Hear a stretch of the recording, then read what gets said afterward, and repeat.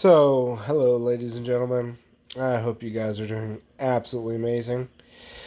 We finally got our power back on from Hurricane Ian last night, and I thought I would celebrate by making you guys a tasting video. So, here we go, right? You already know what this variety is. It is Dwarf Orinoco. So, that Blugoo subgroup. You know, I like to just refer to them all in general as the Orinoco subgroup. It's a fairly large family of bananas, generally out of South America, where they've been heavily selected. And they are just tough as nails bananas. Cold tolerant, cold tolerant, drought tolerant, just really sturdy, strong bananas. And in that group, you've got anything up to 15 feet tall to dwarves like this one that are only 4 to 5 feet tall. So we've got a huge range. But all of the fruit tend to be very big, very blocky, you know, burro, horse, given names like that. Big blocky fruits. These aren't very large.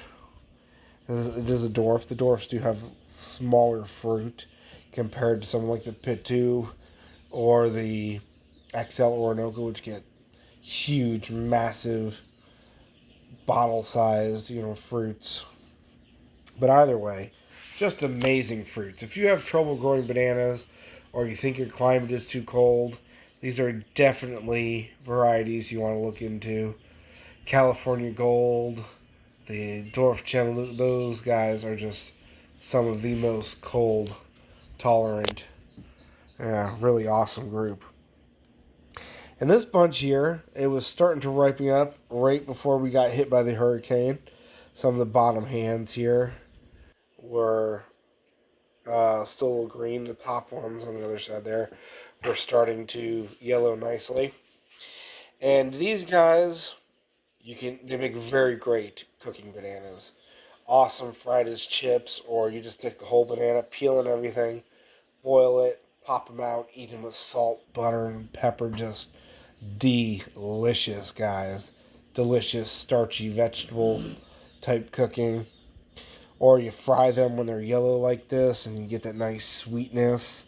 Fry them, or roast them whole like this, just like we had the hurricane. You take banana just like this, the peel and everything, toss it right into the fire, right next to the fire, roast it, take it out, put a little sugar on it or a little butter, or whatever you have, a little honey, just to die for, guys. We were actually roasting green bananas wrapped in foil with a lot of stuff the past few days, and really awesome meals. Cooked, just wrapped in foil. Some of our, that's my ring, sorry, meat, sweet potatoes, bananas, some greens, all wrapped in foil and just thrown right on the fire. And I'll tell you what, the bananas were just amazing. And we had several varieties because everything was knocked over.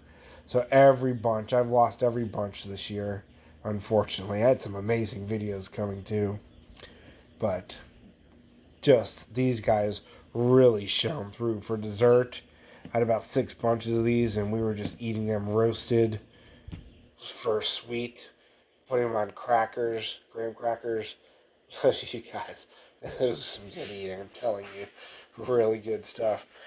But generally, I like my bananas fresh and uncooked. But if you got tons of green ones, or, there's nothing wrong with cooking them. Like I said, delicious. Sugar, some honey, some maple syrup. And anyway, here's what it looks like on the inside. I'm actually being very careful with these ones because the bunch did manage to ripen for me. And this was a pollinated bunch. So I gotta be a little careful. There could be a seed hidden in there too. This was crossed with... Who did I cross this bunch with? I gotta look at my paperwork, but... Yeah, it could be a seed in there. But either way, beautiful bananas. You can see that's what they look like. Let's, without further ado, try one. You see the skin? They get nice and dark. And these, because of their genes, they have a little bee genes in them. They can get really dark, dark, dark, and still beautiful on the inside. These can be jet black, and the fruit on the inside will still be perfect for eating. Excuse me. So don't let the outside peel scare you away.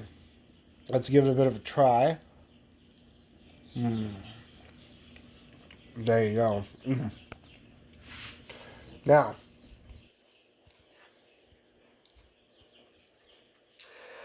they are firmer bananas. Again, it's got to do with genetics. They're not crumbly or mushy like the Cavendish or some other types. I'm pinching that, and you can see it holds together. Pinching, that's a firm banana. Actually pinching it to see if there's any seeds in there. And there's not in this one.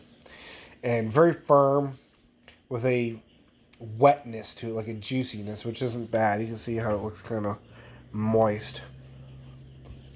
Very good. But they just hold together well. It doesn't turn to mush. And I kind of like that. Sorry, I got a mouthful of banana. Because it's really good. It's a firm, structural integrity kind of thing, Instead of just turning to, slimy mush in your mouth. It's got a bite to it. And I tend to like that in my bananas. It's really good. Gives it a substantialness. Especially if you're going to cook it. But even if it's raw, it just is good. And the flavor. First off, 0 acid. No acid whatsoever. And we're talking about, like I said, Dwarf Orinoco today. This is Dwarf Orinoco fruit. But generally, over the lines, Dwarf Orinoco XL, kind of similar flavors, Once you get out of that group into the hybrids, like FHI3 Sweetheart is a Blogo hybrid, you get super sweet, fluffy, in different flavors. The Pitu is very, very sweet with, some super fruity notes in it. And, they can be similar, but they're all different. A lot of the varieties are very different. But this guy, I'm telling you, grape. This is what I pick up the most. And from years and years ago, when I first did my review on my very first banana, was an Orinoco. Excuse me, I'm trying not to hiccup. Bodily sounds in my videos. And, yeah, still pick that up. Still that non-acidic grapiness, yeah. And it's good. It's a really good flavor. And that one actually had a little bit of, yeah. So, lovely grapiness. What else do you got? You can still pick up some of that vegetal banana flavor, which all bananas have, Even Cavendish got that flavor. And overall, if I had to rank these, 6, 7 out of 10 for flavor. I've got so many banana varieties. People always ask me, what's your favorite? What tastes the best? Guys, they all taste so different. And they're all great tasting, so it's very hard. But yeah, I love my Orinoco types. Very good flavor. So, 0 acid, really fruity, light fruity, not really fruity, light fruity grapiness is what I'd say. Firm, medium kind of light juiciness. And yeah, definitely banana you want to grow and want to eat. Wouldn't pass it up, guys. Dwarf Orinoco, super easy to grow, super cold tolerant, small plants. They look beautiful if you want that nice tropical look. And what else can you say about it, guys? I love you. Grow food, enjoy food, grow bananas. Dwarf Orinoco is one that can be grown and fruited in a large pot, so you have no excuses. Sorry for the shaky, crappy video, but I love you guys. Check out everything below. You know, thank you for supporting me. Thank you for watching. Like and subscribe wherever you are. And enjoy it, right? Enjoy the fruits of your labor. Because stuff like this you just can't get anywhere.